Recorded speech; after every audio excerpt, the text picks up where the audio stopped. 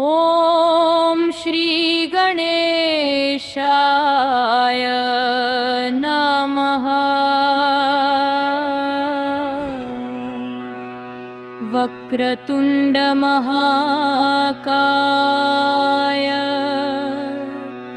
सूर्यकोटि समप्रभा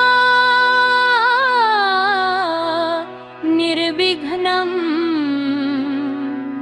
कुरु मे देव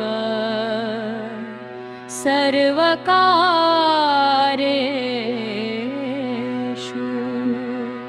सर्वदा।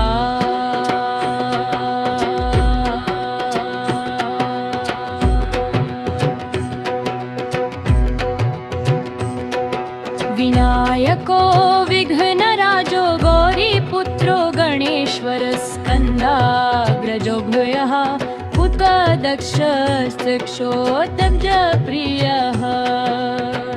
अग्निगर्वचिद्विनाशी प्रदो वाणी परोश्रय सर्वसिद्धिप्रदः सर्वतनयः सर्वरिप्रियः।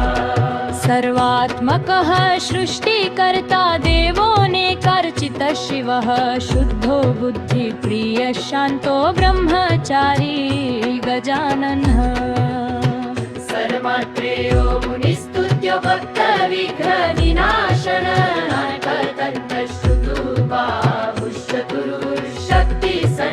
लम्बोदर शूर्पकर्णो हरर्ब्रह्मविदुत्तमः कालो ग्रहपतिकामी सोमसूर्याग्निलोचनः।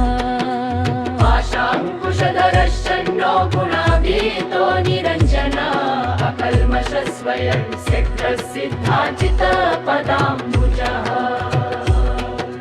बीजपुरफलासक्तो वरदशाश्वतः कृतिद्विजप्रियो वीतभयो गदी चक्रिक्षुचापधृतः। श्रीरोज उत्पलकरः श्रीपतिस्तुतिहर्षितकुलाद्रिभृता जज्ञो परिकल्मषनाशनः। बचूराया मणिकान्तपापहारी समाहितः अश्रित श्रीकर सौम्यो भक्तवाञ्छितदायकः।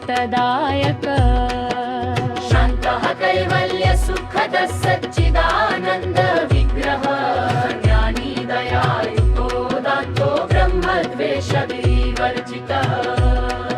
प्रमित्तदैत्यभयदः श्रीकण्ठो विबुधेश्वर रमार्चितो विधिर्नागराजयज्ञोपवीतवान्। स्थूलकण्ठ स्वयं कर्ता सामघोष प्रियाय परस्थूलतुण्डो सुग्रणीर्धीरो वागीशसिद्धिदायकः। दूराबिल्वप्रियोऽव्यक्तमूर्तिरद्भुतमूर्तिमान् शैलेन्द्रतनुजोत्सङ्गखेलनोत्सुकमानसकः। स्वलावण्यसुधासारोजितमन्मथ विग्रहः समस्त जगदाधारो मायी मूषकवाहनः।